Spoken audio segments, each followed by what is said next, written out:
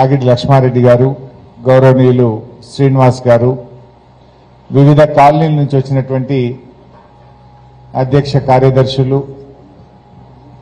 గౌరవ సభ్యులు, మీడియా మిత్రులు అందరికీ నమస్కారం. సరే, ఈ సమస్య ఏంటి, అసలు ఎందుకు వచ్చింది? What is 22A? ఏ ఉద్దేశంతో ప్రభుత్వం దీన్ని తీసుకొచ్చింది? అసలు ప్రభుత్వం యొక్క బాధ్యత ఏంటి? ప్రభుత్వాలు ఏం చేయాలి? ఒక మాటలో చెప్పాలంటే, కేసీఆర్ గారు ముఖ్యమంత్రిగా ఉన్నప్పుడు ప్రజలు కేంద్రంగా పరిపాలన కొనసాగించారు. రేవంత్ రెడ్డి ముఖ్యమంత్రి అయిన తర్వాత భూములే కేంద్రంగా ఈరోజు పరిపాలన కొనసాగుతూ ఉంది. కేసీఆర్ గారు ఉన్నప్పుడు ప్రజలకు ఏం కావాలి? మొదలు మా ప్రభుత్వం వచ్చింది, ఈ రాష్ట్రంలో హైదరాబాద్తో సహా ప్రజలు త్రాగునీటి సమస్య ఎదుర్కొంటున్నారు. విద్యుత్ సమస్య, అప్పుడు మీకు తెలుసు, కూకట్పల్లిలో కూడా రోజుకు 4 గంటలు కరెంటు పోయేది. పొద్దున 2 గంటలు, సాయంత్రం 2 గంటలు. విద్యుత్ సమస్య ఎదుర్కొంటున్నారు. ట్రాఫిక్ సమస్య, రైతులకు సాగునీటి సమస్య, ఇలా అనేక రకాల ఇబ్బందుల్లో ప్రజలు ఉన్నారు. సో కేసీఆర్ గారు ఏం లక్ష్యంగా తీసుకున్నారు? ఈ రాష్ట్రంలో ప్రతి ఇంటికి త్రాగునీరు ఇవ్వాలి, ప్రతి ఒక్కరికి 24 గంటల విద్యుత్ ఇవ్వాలి, హైదరాబాద్లో ట్రాఫిక్ సమస్య పరిష్కారానికి ఫ్లైఓవర్లు నిర్మించాలి, హైదరాబాద్ బ్రాండ్ ఇమేజ్ పెరగాలి, హైదరాబాద్లో పెట్టుబడులు రావాలి, హైదరాబాద్లో పిల్లలకు ఉద్యోగాలు రావాలి, హైదరాబాద్కు పెట్టుబడులు రావాలి.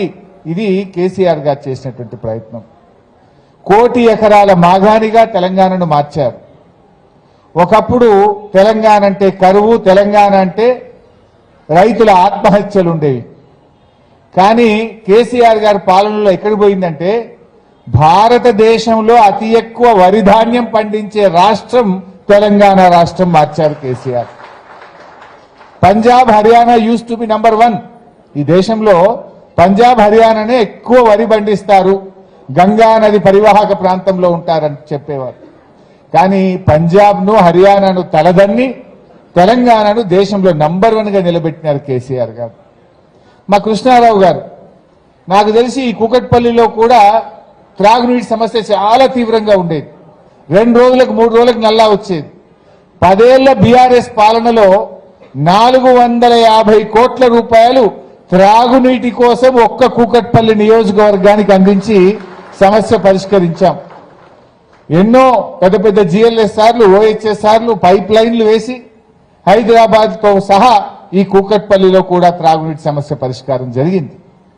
ఇది కేసీఆర్ గారి ఆలోచన.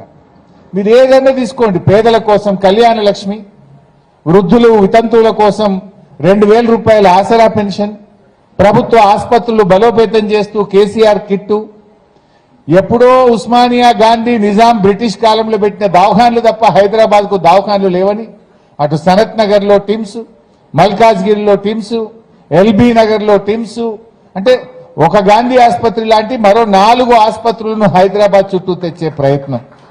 బస్తీ దవాఖానాలు మీకు తెలుసు, గల్లీ గల్లీకి ఇదే కూకట్పల్లిలో 20-25 బస్తీ దవాఖానాలు పెట్టాం. బస్తీ దవాఖానాలు, టిమ్స్ ఆసుపత్రులు, విద్య, వైద్యం, infrastructure, drinking water, power sector, ఇది బీఆర్ఎస్ పాలన. మరి రేవంత్ పాలనలో ఏం జరుగుతూ ఉంది? ప్రభుత్వ భూములుంటే అమ్మకానికి పెట్టడం, హౌసింగ్ బోర్డు భూములు, TGIAC భూములు లేదా స్వగృహ భూములు, ఎక్కడ భూమి ఉంటే దాన్ని అమ్మడం. చివరికి మొన్న హైదర్ నగర్లో కృష్ణారావు గారు మున్సిపల్ వైస్ చైర్మన్ గా ఉన్నప్పుడు ఆ కాలనీ వాసులందరూ కోరితే ఆ 1000 గజాలను ఒక పార్కుగా ఆ రోజు ఆయన పోరాడి పార్కు కోసం కాలనీ వాసుల విజ్ఞప్తి మేరకు ఆ భూమిని పార్కు కేటాయించారు. రేవంత్ రెడ్డి దాన్ని కూడా అమ్మకానికి పెట్టిండు. ఆయన పార్కులు ఇడవడు, ప్లాట్లు ఇడవడు, గజాలు ఇడవడు, ఎకరాలు ఇడవడు, అమ్ముడు. ఈ 2.5 సంవత్సరాల్లో 30,000 కోట్ల రూపాయల విలువైన భూములు అమ్మేసినట్టు రేవంత్ రెడ్డి. బీఆర్ఎస్ హయాంలో హౌసింగ్ బోర్డులో ఒక్క గజమన్న అమ్మినమా? KPHBలా పార్కులకు ఇచ్చాం. మీరు కోరితే పార్కులకు ఆనాడు కేటీఆర్ గారు స్థలాలు కేటాయించారు, ఇన్ఫ్రాస్ట్రక్చర్ కేటాయించాం, ఆసుపత్రుల కోసం ఇచ్చాం. కానీ ఈరోజు అమ్మడం తప్ప ఇంకేం మిగలలేదు. ఈ తెలంగాణలో 30,000 కోట్ల భూములు అమ్మారు ఇప్పటికే. ఇంకేం మిగిల్చే పరిస్థితి కనబడతలేదు. రేపటి భవిష్యత్ తరాలకు ఓ దేవాలయం కట్టడానికో, ఓ చర్చి కట్టడానికో, మస్జిద్ కట్టడానికో, లేదు ఒక ఆసుపత్రి కట్టడానికో, ఒక పాఠశాల కట్టడానికో, ఒక కాలేజీ కట్టడానికో, ఒక వాటర్ ట్యాంక్ కట్టడానికో రేపు స్థలాలు అవసరం లేదా? చనిపోతే కనీసం వైకుంఠ ధామమన్న కట్టాలన్నా వద్దా? कब्रिस्तान के लिए जगह चाहिए ना। अब जो जमीन है वो बेचते गए तो कल कहां से जमीन मिलेगा? क्यों बेच रहे? रे బొంద పెట్టడానికి కూడా జాగ లేకుండా ఈ రోజు ఉన్న ప్రభుత్వ స్థలాలన్నీ అమ్మేసే పరిస్థితి కనబడతా ఉంది. ఈ రకమైన పరిస్థితి కనబడుతుంది. అసలు మీరు ఆలోచించండి. ప్రభుత్వ భూములు ఒకవైపు అమ్మకానికి పెడుతున్నాడు, ఇంకోవైపు అసైన్డ్ భూములు, ఎస్సీ ఎస్టీ బీసీలకు ఇచ్చిన అసైన్డ్ భూములను లాక్కోవడం, ఆ భూములను పారిశ్రామికవేత్తలకు కమిషన్లు పెట్టి అమ్ముకుంటా ఉన్నారు.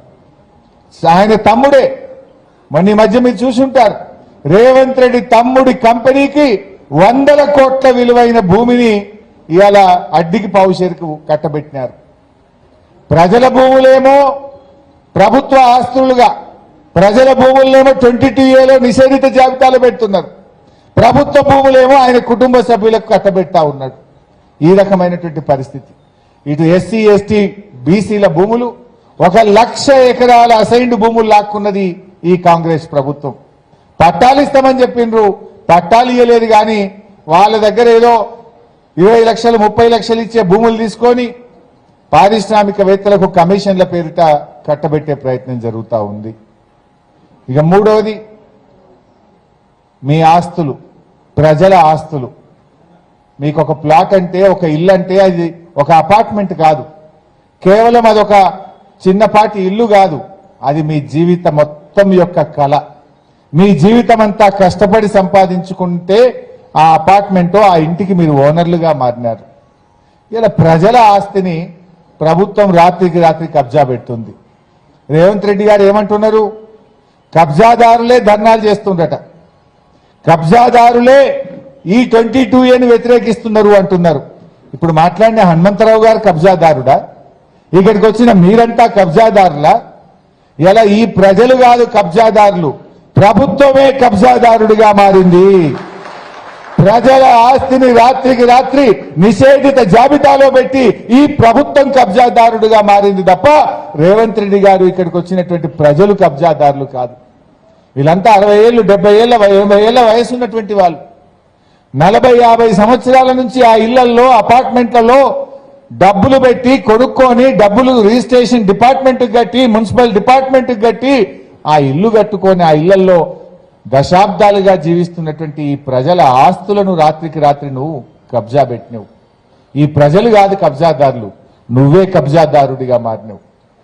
ప్రభుత్వ భూములు అమ్మవర్తివి, అసైన్డ్ భూములు లాక్కోవర్తివి.